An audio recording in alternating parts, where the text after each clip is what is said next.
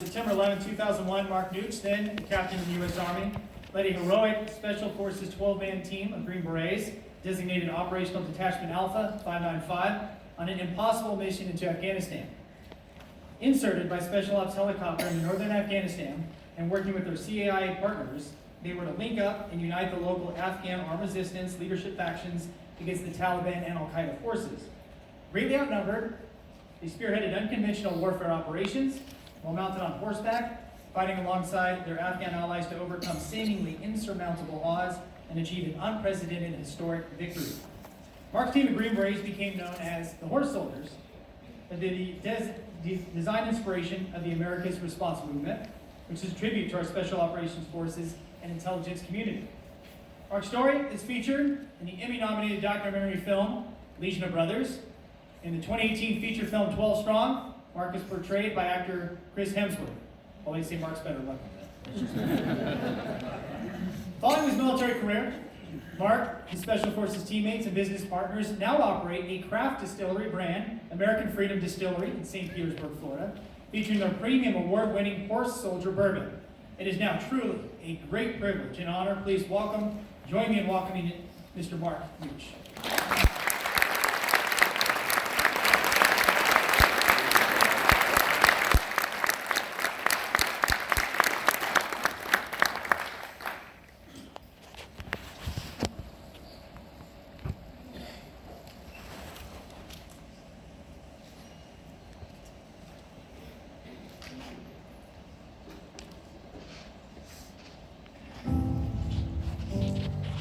You taking me to school here? I'm picking you up. Daddy.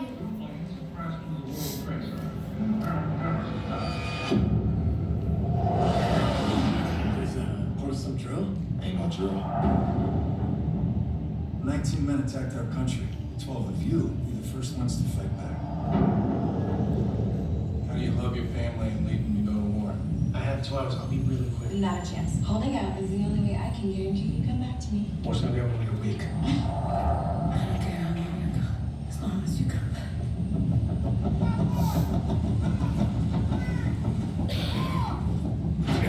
Every step we take is gonna be on a minefield from 100 different wars. Odds are we're not all gonna make it out of this one. We don't take that city. World Trade Center is just the beginning.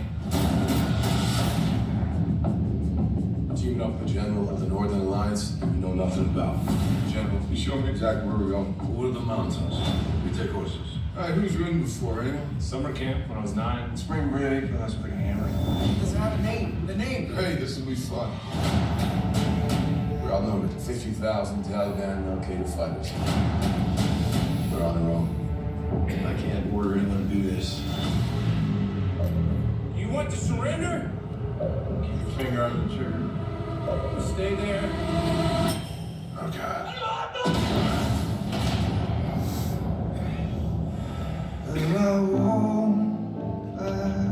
There's no playbook here. We have to write it ourselves. I ain't losing one man on this team. You could stand me up at the gates of hell, walk back down. We're fighting with horsemen against tanks. The greatest weapon in history is this. There ain't no easy way out. If you die, that's a letter you and your wife are gonna wish you wrote. I made her a promise. Don't come along.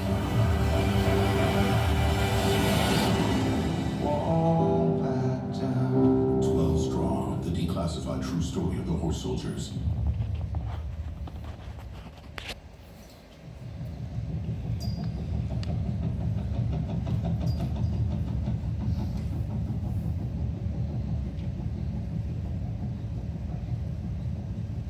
So it's an honor to represent the veterans of our great country, represent the special operations men and women that participated in that historic mission 18 years ago. 18 years ago, Veterans Day, I was celebrating with our teammates and our Afghan allies in the city of Mazar-e-Sharif, a city of nearly 300,000 people that we liberated on the 10th of November very special Veterans Day. That, the fact that they now have made a movie about that incredible mission is very humbling, and we're honored, and we hope that that will shed some light on the other great, incredible stories that our veterans have experienced throughout their careers, and starting with that period and previous generations, on and on. We hope it sheds light on all those incredible stories that are out there. So we had this Hollywood feature film that came out. Obviously, it's a true story because of the guy that portrays me in the film. What can you say? What can you say? My wife and daughters, I think now 18 months even past the film, still find it particularly amusing that the actor Chris Hemsworth is portraying their dad.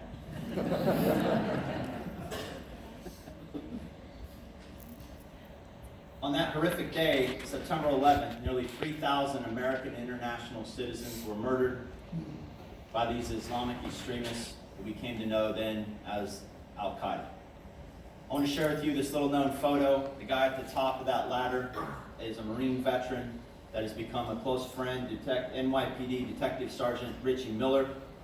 Richie and his teammates specialized in high-risk rescue, and they had been digging under the rubble looking for any survivors. I'm told that that mast that the ladder is leaning up against was the antenna on top of the North Tower as that building pancaked down. On that day, 72 NYPD and Port Authority police officers lost their lives. 243 fire department firefighters, FDNY, lost their lives. And in a similar ceremony, they put up their American flag, and that has become the more publicly recognized image regarding that event following those attacks. My teammates and I did not personally know anyone that was killed on that horrific day when people, probably many of you, were staring at that smoldering pile of rubble and the images of those towers collapsing over and over on the TV. And you heard about that plane where those average American citizens tried to take over that cockpit, and then that plane went down, Flight 93 in Pennsylvania. And then you had that hole in the wall in the Pentagon. My team, part of the 5th Special Forces Group, was tapped to conduct and spearhead those initial missions. On September 10th, I had just completed 2 years as a Special Forces Detachment Commander. I had deployed with my brothers into the Middle East 6 times to various countries. We also had gone into the former Soviet Republic of Uzbekistan in the year 2000 to work with those allies who were already in a tough fight against Islamic extremists that were funded, trained by Al-Qaeda in Afghanistan. On September 14th, I was in a Babies R Us in Nashville, Tennessee. My wife, Amy, was 6.5 months pregnant with our first daughter. I had 2 stepsons that were 4 and 3 years old. September 14th, following an appointment at Vanderbilt, we were in a Babies R Us, and I got a phone call from my team sergeant. He gave me the brevity words, said, "Get back here immediately and bring all your gear." And a few seconds later, I got another phone call from my new boss, and he says, "Get back here immediately." So like any Green Beret, I knew what that meant. I let out a hoot and a holler because I knew I was going to war. Going to war with my brothers. This is what we had trained for, just like you veterans in the audience and the other great veterans we have in our services. What we had trained for, we were being asked to do. Amy heard this whole phone call. She looked at me and said, "We gotta go." So we finished up our shopping, and on that 45-minute drive from Nashville back to Fort Campbell, Kentucky, we picked out our daughter's name. We didn't know if I was coming home that night. But on the afternoon of September 14th, with my teammates, we received notification that we were going to be the first team deployed out of the 5th Special Forces Group. We didn't fully know what the mission was going to be, but we were it. I want to share with you those guys on that team are my heroes. Our average age was 32 years old. 5 of the 12 guys on that team were Special Forces combat veterans of previous conflicts of Somalia, of Panama, Haiti.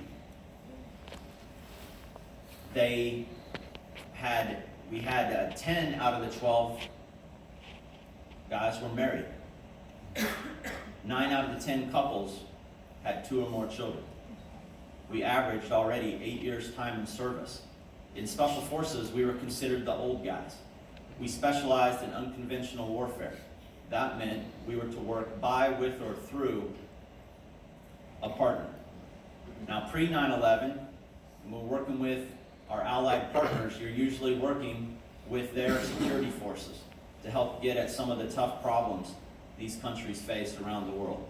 In the case of this historic mission, we were to insert into Afghanistan, link up with some people we didn't know a whole lot about, work closely with our CIA partners, see if we could work with them, gather information, intelligence to help us understand who were we fighting against? Who was the Taliban? Who was Al-Qaeda? Was there going to be another attack on the homeland?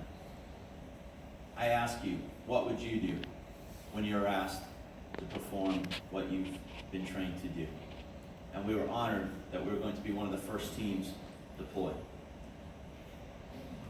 I want to share with you a little clip from the Emmy-nominated documentary about my background. I grew up Documentary with is that Legion of Brothers. American cowboy, U.S. cavalry heritage. I was probably on a horse before I could walk. You know, I'd studied U.S. and Confederate cavalry commanders. We had walked the battlefields of Gettysburg and down through the Tennessee campaign. It was not lost on me that here I am in the 21st century, and I'm leading a 19th century cavalry.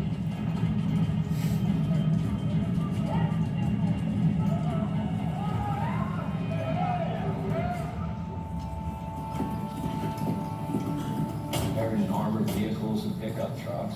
They're tied to their fuel depots, and so we were able to cut them off from reinforcement and cut them off from retreat.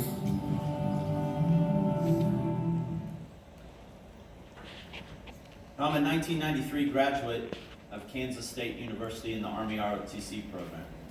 I grew up in Kansas on a Kansas cattle ranch. Who knew that upbringing in the Flint Hills of Kansas, those lessons in perseverance, in grit, in resilience, and yes, horseback riding, because I competed at a high school level and collegiate level in the sport of rodeo. Folks outside of the Midwest are shocked to learn that that's actually a high school sport in some parts of the country. Now,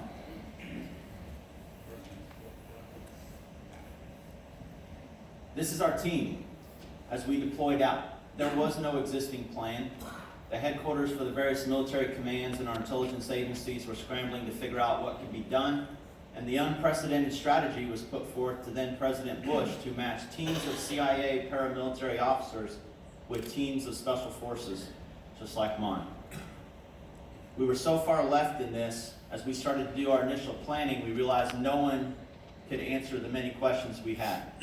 And we let our chain of command know, send me, send us, we're the team that can do this mission. We were reading National Geographic magazines. We were looking at tourist road maps, waiting on the U.S. military to get us the maps and imagery that we could do more detailed planning. When we received that final mission to go in and link up with people we had learned about, General Dostum, commander of the Uzbeks, Commander Atta, leader of the Tajik faction, Commander Moakek, the leader of the Hazara faction. We would have 48 hours before we would board a helicopter and fly in there. We knew A to B. Now what they were asking us to do was conduct this unconventional warfare with those 3 regional leaders. They were going to insert us 80 miles from the nearest airfield that they wanted us to capture. And then they wanted us to call close airstrikes, gather all that information predominantly, and provide humanitarian assistance wherever we could. And we had the liberty to kill or capture our Al-Qaeda enemies wherever we encountered them. They did not expect us to survive. We were to be the Doolittle raid. We were the first landing craft going ashore at Normandy. The odds were definitely not in our favor. We had to have a long look in the mirror about our choice of chosen profession. But again, to a man, we said, send me, send us. They expected it would take 6 months before they would see us again. We were to go in, try to raise up this militia army, and come down out of the mountains of the Hindu Kush in the spring to help support the U.S. Army and the Marine Corps as they moved into the different populated cities. They expected us to take casualties. I want to share with you a Department of Defense case study clip about that insertion. At 0200 hours, the unarmed MH-47 drops ODA 595 at LC Albatross. Through the night, Tiger II waits for General Dostum. He is known as a brutal warlord who has made and broken alliances with many factions. What will the morning bring? The answer comes in a burst of hoofbeats. First, about 20 horsemen came galloping up. They're armed to the teeth, looking pretty rough. You know, the heavy beards, your typical Soviet small arms. It's what they possessed, light machine guns, AK-47s, RPGs, and then about 10 minutes behind them, another 30 horsemen arrived with General Dostum. To their relief, they receive a warm welcome and follow the horsemen to Dostum's headquarters, a 4-hour ride deep into the mountains. Only one member of ODA 595 is an experienced rider. It was incredible. I mean, we were going up stuff that, a foot wide, you're 1,000 feet up on a cliff that you knew if you fell, you were dead. This was our first chapter in the Wild Wild West events that we would participate in every day. Now the fact that I'd grown up on that Kansas cattle ranch and knew how to ride horses was no bearing in our team being picked for that mission. In fact, we were not aware we were going to be riding horses until just a couple hours before getting on that helicopter. We knew we'd have to use the local equipment, the local animals that were there because of the rugged terrain. I had one of my sergeants that had grown up in South Dakota and ridden a little bit in high school. But for the other 10 guys on our team, I'm told they had quarter horse training. That's where they were outside Kmart or Walmart and mom and dad threw quarters. That's the experience level they had for riding horses. Anybody care to venture to guess the last time the U.S. Army rode horses in combat? It was in 1942. 1942, early in World War II, in the Philippines campaign, the 26th Cavalry, led by Lieutenant Edwin Ramsey, his troop, charged against the Japanese unit. They won the battle. But their larger force and those army forces surrendered as part of the Bataan Corregidor campaign.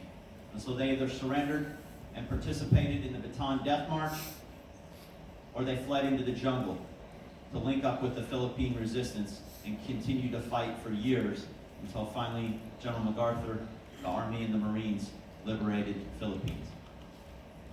No one in the special operations community at that point in time, 18 years ago, was being trained in how to ride horseback. So it was purely fate that I was on that team and our team was picked for that incredible mission. How many of you in here ride horses? That first move was 4.5 hours. How do you carry your rifle? What gear do you keep on your back? What do you leave behind? Can I trust the guys next to me that I just met? There was a whole lot of things going through your mind at that point. This became our team. The first day we had 300 militia fighters on horseback. Now I had seen a few cowboy and western movies growing up here in Kansas, but it was incredible to see that and realize this is real. You're in it.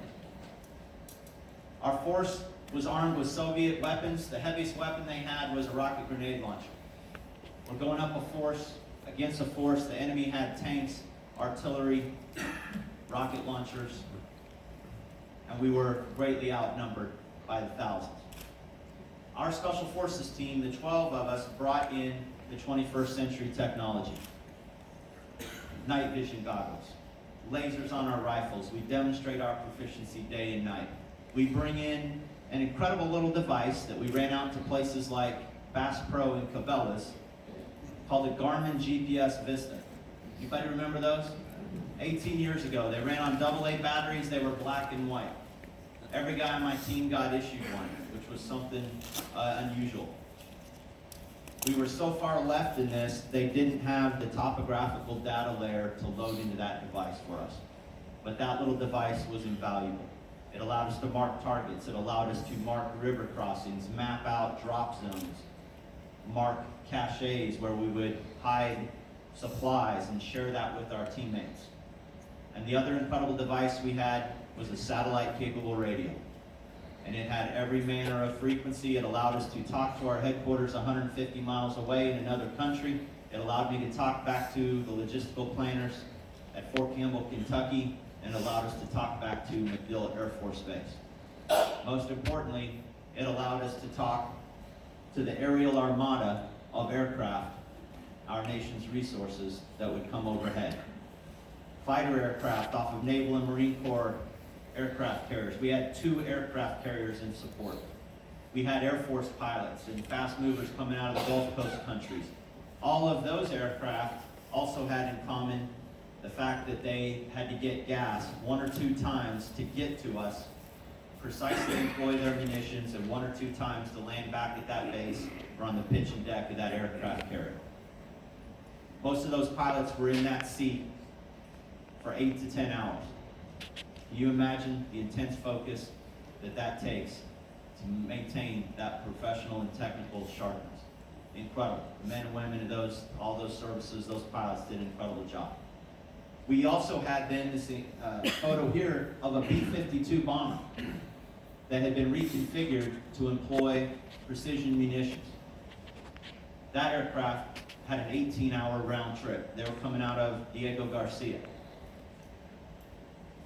We also had incredible cargo aircraft coming in every night, dropping hundreds of tons of lethal, non-lethal, humanitarian aid, and cold weather gear, medical supplies, to our team for the local populace, as well as for the militia army that we were rallying around their leaders.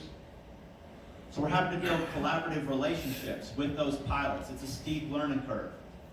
We're having to build collaborative relationships with the CIA teammates that we just met. And it didn't matter, because of 9/11, it didn't matter what agency you were from, what Department of Defense, what unit. You were all Americans together. Here's what I can do, here's my authorities, here's what I can do to help solve this problem. Is there going to be another attack on our homeland? I'm watching General Dostum. He's my main mission, to work with him. I'm having to form bonds and relationships with him and get to understand the situation.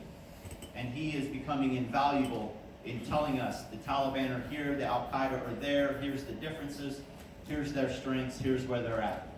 And while we were doing that, the enemies were massing against us.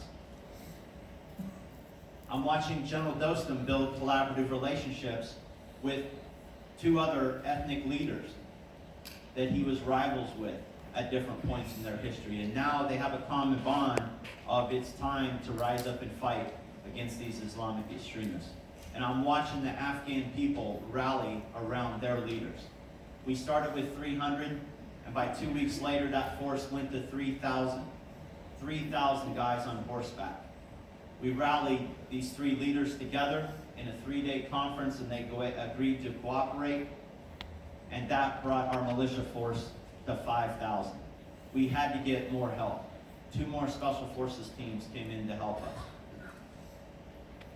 On the 5th of November, we kicked off an uprising across the 6 northern provinces, and we pressed our attack towards the city of Mazar-e-Sharif. It was incredibly chaotic. We had to find the opportunity. We recognized early on, as 6 of us split out and went and got closer to the enemy, we recognized we could win. My sergeant said, "Sir, we got to split up." and 3 of them volunteered to go deeper into the Taliban territory. We gave them every bit of supplies they had. They had about 20 Afghans as security, and they were 14 days on their own before I saw them again 80 miles north as we all rode into the city of Mazar-e-Sharif. We were 23 days on horseback, but that 3-man cell became the method that we would employ our team. We got 2 more Air Force combat controllers in. That gave me 5 larger and more capable satellite-capable radios. And we split our team into 4 3-man cells. And we would put them in different counties. One team would be in another province. One of my communications sergeants and I would ride with General Dostum in his headquarters back and forth between these 3-man cells. Now, these 3-man cells were matched with an Afghan commander that had between 300 to 750 militia fighters. They were in different counties. The unit of measure between them was a 7 to 24-hour horse ride. These guys were performing under incredible, austere battlefield conditions. We're running on a few hours of sleep. We're down to reduced rations. In that first month, after living outdoors in the snow, at the altitude, burning the calories that we were, these guys, and myself included, lost 20 to 25 pounds of body weight in the first month.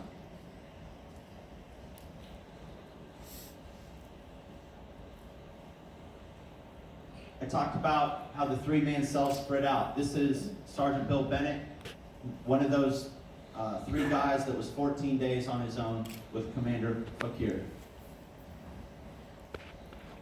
In the middle of combat, we still had to lead our team through obstacles and adversity. And we had what's called a selection event. We got a couple of these John Deere Gators in to support us when the other 2 teams came in. Loaded down with supplies, coming off the drop zones. You know what's not in the owner's manual for those vehicles? You know they float? They float. And we had to swim 2 of these buggies across an ice-cold stream one night. But it goes without saying up here, throughout your careers as a veteran and after, as you transition, you're all about leading your team through obstacles and adversity, but sometimes we forget how critical it is to lead ourselves. And I am struggling with that at times as well.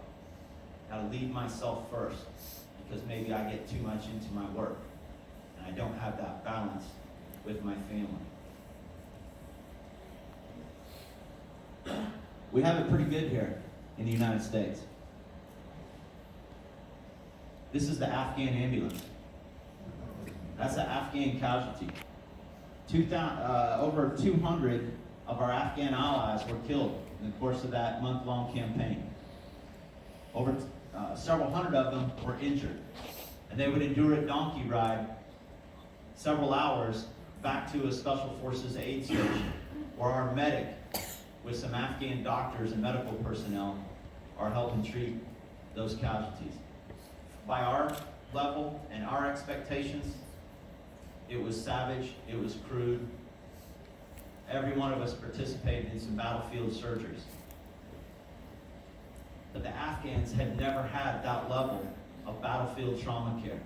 And they were emboldened, and they were thankful. And it was so humbling after you'd last seen a casualty on a blanket in the mountains, and weeks or months later, he came to find Dr. Steve and my teammates living in the city of Mazar-e-Sharif. He came to find us after he had received further care from our French or Jordanian allies that had came in to the city after it was liberated to help the clinics, the refugee camps, and the hospital. I've been reminded of this aspect. You're taught this over and over in ROTC and throughout your military career. Leadership by example matters. And I was, this is a photo of the pass, the battle that's portrayed in the movie that we fought through. It's 2 miles long and a quarter mile wide. Our allies, emboldened by our earlier successes, had pushed ahead of us because we had logistically spent. We were out of water, out of food. We were down to the candy bar you keep in your pocket in case you have to evade. And we were down to 1 radio battery between 3 of us. That was our lifeline. our allies pushed ahead into this pass where they hit mined obstacles and heavy weapons. And for the first time, they faltered and came pouring back out of the pass with their dead and wounded draped over their horses. My sergeants and I saw this, and we rallied them around us. We called in an airstrike on the far side, and we led them through that pass. The next day, on the 10th of November, we liberated the city of Mazar-e-Sharif. Leadership by example matters. It matters here in Kansas City, it matters here with the St. Michael Veterans Center, and it matters in your organizations with what you can do to help support the veterans community. Our team is credited with liberating a city of 300,000 people, 6 northern provinces, and it emboldened other resistance groups in other parts of the country to rise up and fight against the Taliban and Al-Qaeda. And other teams of special forces were sent in to work with them. And in an historic achievement that no one anticipated, within 70 days, less than 100 special forces soldiers on the ground from those 6 teams helped to topple the Taliban regime and put Al-Qaeda on the run. General Dostum is portrayed here in the upper left in the green jacket. He paid my team this incredible compliment of, I asked for a handful of Americans, and they sent me the strength of a nation. It didn't matter whether you were a CIA officer or a special forces soldier. To the Afghan people, you are an American, and you represented the commitment to help them with the incredible challenges they had in that country. I'm proud to say that the factions we united 18 years ago are working hard to still be part of the political process. General Dostum today is the elected first vice president of Afghanistan.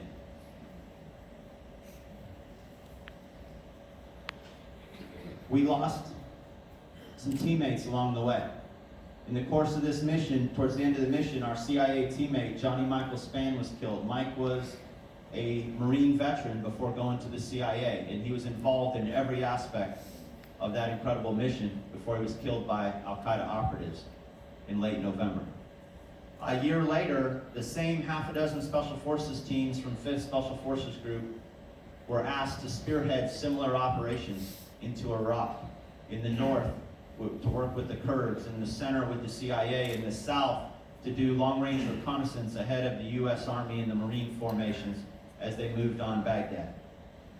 In the course of that mission, the 595 team was still together. I had moved on to another assignment, but right at the end of that mission, Bill Bennett, one of our medics, was killed weeks before returning home. Bill was one of those 3 guys that was 14 days on their own that allowed us the time and space to build up and rally those militia leaders and build up that army and work to create a plan. I've had the opportunity to go back multiple times in uniform as a civilian and very proudly as an American citizen, working with other retired Special Forces veterans to go back and help set up some private humanitarian efforts and help the schools. We sent K through 12 English textbooks from schools here in Kansas and schools in Florida, and with the help of the U.S. Air Force, got them over to Mazar-e-Sharif. And through the help of my interpreters from years before, we got them out to rural schools. Education is what's going to help turn that country around. Having training, having an economic opportunity, and it will take another generation of support. About a month ago, I got to meet this incredible woman. She is the Afghan ambassador to the United States, the first woman ever to hold that position. Her name is Roya Rahmani. She was just named as part of Time's 100 Women to Watch. She came and spoke to a group of Special Forces veterans in D.C. And she assured us and thanked us, the veterans that were there, the humanitarian aid workers that were there, the State Department workers that were there, that we have forever changed Afghanistan for the positive. They had just, or were about to hold, they have now held their 4th democratic election. Millions of little boys and little girls now go to school and have an education opportunity in that country. And she thanked probably the veterans in this room, all of those that came after us. We did that. We are not occupiers. We are liberators. And we are helping to rebuild that country for the better. You veterans, probably some of you in this room, were part of that as well. And I personally thank you.